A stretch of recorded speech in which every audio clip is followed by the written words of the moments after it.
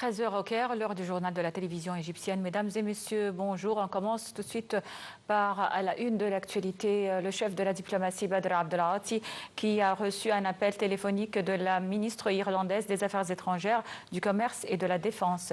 L'appel téléphonique a porté sur l'escalade militaire secouant la région et sur ses répercussions sur la stabilité et la sécurité régionale. Les deux ministres ont également examiné les moyens qui peuvent contribuer à la désescalade.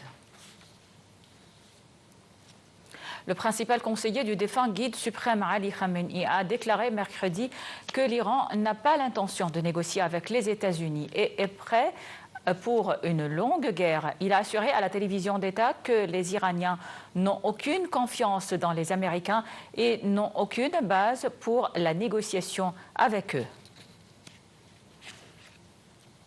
Les gardiens de la Révolution ont affirmé mercredi dans un communiqué avoir le contrôle total du détroit d'Ormuz, point de passage clé pour le commerce mondial de pétrole et à l'entrée du Golfe Persique.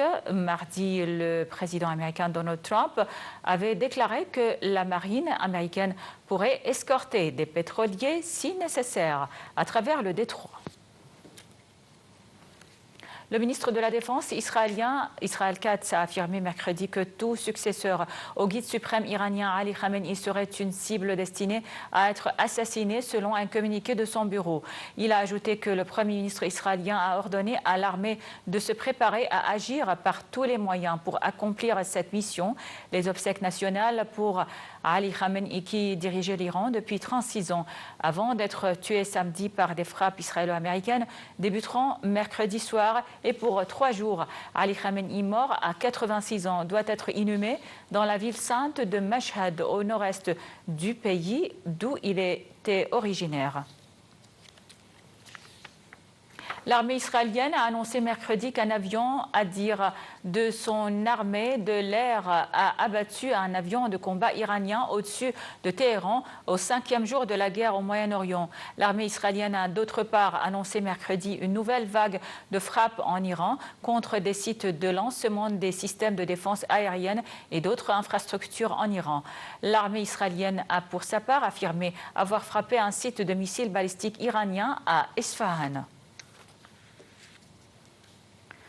Le chef du commandement militaire américain pour le Moyen-Orient, Brad Cooper, a annoncé que les forces américaines avaient frappé en Iran près de 2000 cibles avec plus de 2000 munitions depuis le début de son offensive samedi. Il a assuré que les frappes des premières 24 heures étaient 2 fois plus importantes que celles menées au début de l'invasion de l'Irak en 2003. Une frappe israélienne a visé mercredi un hôtel dans la banlieue de Beyrouth, proche du palais présidentiel, et de nombreuses missions diplomatiques faisant 11 morts. La banlieue sud de Beyrouth a par ailleurs de nouveau été ciblée mercredi matin après un ordre d'évacuation de l'armée israélienne. De la fumée s'élevait du secteur touché dans cette banlieue densément peuplée, dont une partie des habitants a fui dès le déclenchement des violences. Au sud de la capitale libanaise, des attaques contre les régions d'Aramoun et de Saadiyat, des zones résidentielles qui ne font pas partie des bastions du Hezbollah, ont fait 6 morts et 8 blessés. L'armée israélienne a en outre appelé mercredi matin les habitants de 13 villes et villages du sud du Liban à évacuer immédiatement avant des frappes contre le Hezbollah. Une annonce similaire avait été faite plus tôt pour 16 autres localités méridionales. Des explosions sont survenues mercredi à l'aube dans le nord-est de l'Irak, à Erbil, essentiellement près de l'aéroport où sont présentes des forces de la coalition menée par les États-Unis.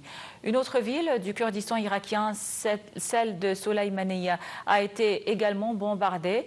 D'autre part, un drone a été abattu mercredi près de l'aéroport international de Bagdad. L'aéroport comprend une base militaire qui accueille des conseillers américains et abritant auparavant des troupes de la coalition dirigée par les États-Unis. Les États-Unis ont annoncé mercredi avoir autorisé leur personnel non essentiel à quitter Chypre où une base militaire britannique a été touchée par une attaque iranienne dans la nuit de dimanche à lundi dans le contexte de la guerre au Moyen-Orient. Le département d'État a autorisé les employés non essentiels du gouvernement américain ainsi que leurs familles à quitter Chypre en raison de risques pour leur sécurité, selon l'ambassade américaine sur place. Voilà, donc c'était tout pour le journal. Merci pour votre attention. Bonne suite de programmes sur la télévision égyptienne.